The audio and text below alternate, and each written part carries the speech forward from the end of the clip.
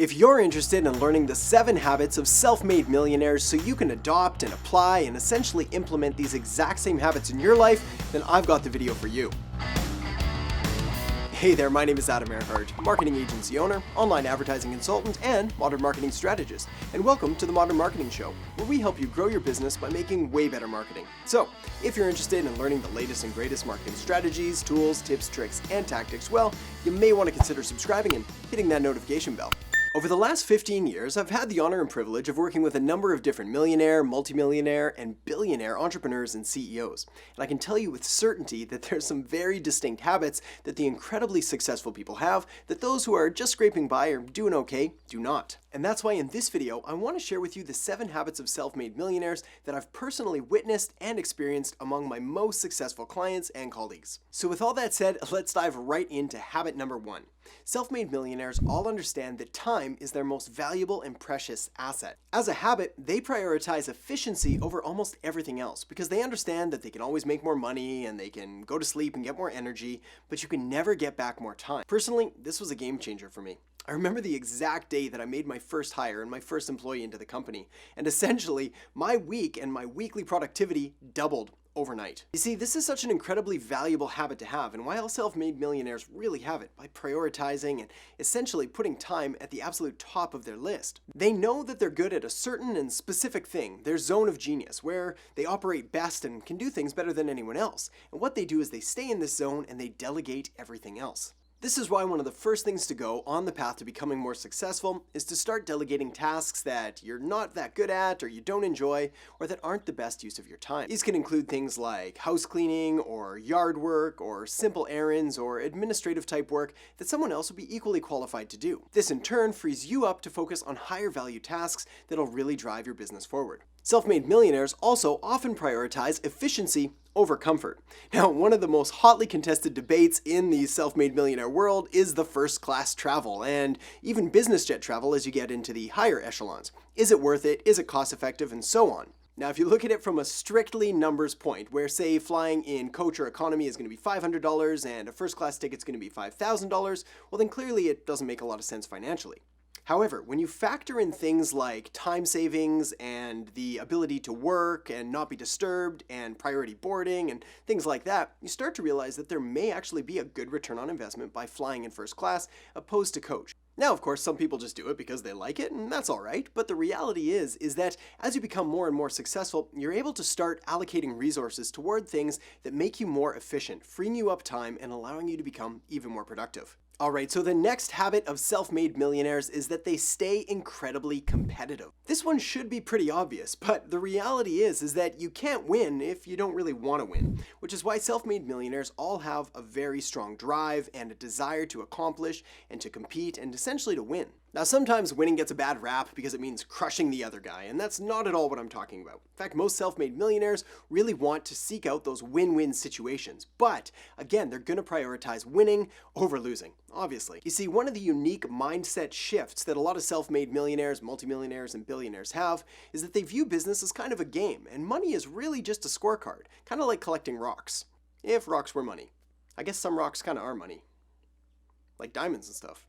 The next habit of self-made millionaires is that their mind never stops. They're always thinking, they're always working on something, and they're always learning or growing or essentially fueling the fire and driving themselves forward. Often, they'll always have a pen and paper or some kind of note-taking device, maybe even their mobile phones, with them no matter where they go. Richard Branson is famous for this, always having a pen and paper with him to jot down ideas and notes whenever they come to mind. And this has been a massive habit that I've adopted into my life, which has enabled me to quickly capitalize on ideas or fleeting thoughts or random inspiration that comes and quickly goes. But whether it's a habit that they developed over time or just part of naturally who they are, their mind tends to keep going and going and going and really never slows down.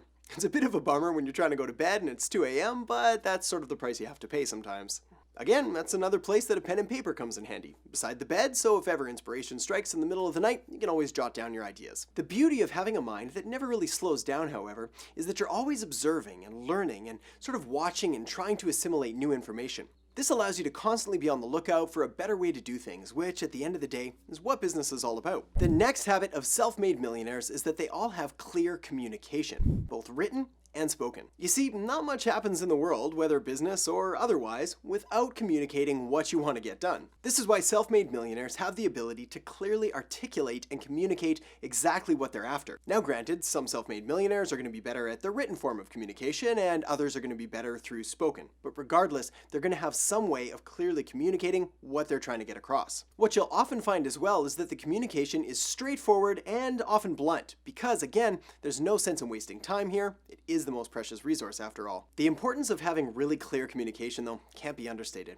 After all, it's going to allow them to inform and persuade and convince and get people over to their point of view a lot quicker and a lot more efficiently. Sounds a lot like marketing, doesn't it? The next habit of self-made millionaires is that they embrace failures. Now, one of the most interesting things to note is that the most successful people in the world, well, they've failed a heck of a lot more, simply because they've tried a heck of a lot more. See, if you looked at the track record of the most successful people in the world, you'll rarely find that one-shot instant success, but rather you'll see just a string of really abysmal, soul-sucking failures along the way. Soul-sucking on the outside, but on the inside, yeah, they might be a bit disappointing, but the self-made millionaires that become truly successful realize that all of these failures are really just learning experiences. I know, that sounds horribly cliched, and it kinda is, but it's also the truth. You see, the analogy to fail fast and fail hard is very true. And it allows you to rapidly rack up a ton of experience by figuring out what works and what doesn't. Plus, the more you fail, the more it kind of desensitizes you to failure, which means you become less and less afraid to fail as time goes on.